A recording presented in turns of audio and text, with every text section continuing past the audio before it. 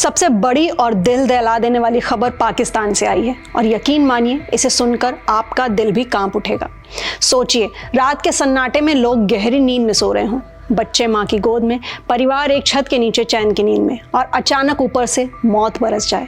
जी हाँ, पाकिस्तान की खैबर पख्तूनख्वा घाटी में बिल्कुल ऐसा ही हुआ।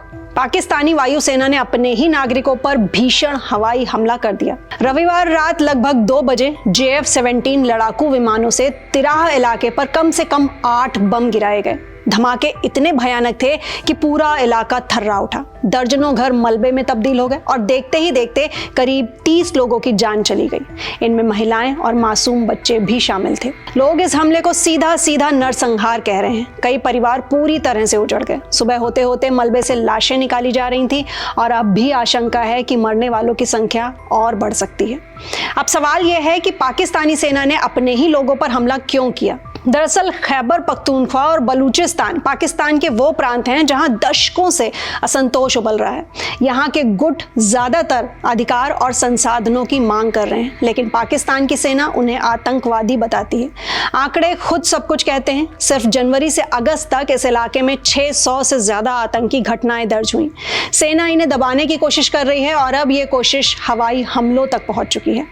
लेकिन ये कोई पहली घटना नहीं है। पाकिस्तान की सेना का इतिहास उठाकर देख लीजिए। 2015 से 2017 तक चले ऑपरेशन ज़र-ए-अज़ब और रद्द फसाद में भी नागरिक मारे गए। 2018 से 2020 तक खैबर और बज्जौर एजेंसी में भी निर्दोष लोगों की जान गई और 2021 से 2023 तक TTP के हमलों में भी आम जनता ही कुचली गई। खैबर पख्तूनख्वा आखिर अब इतना अहम क्यों है?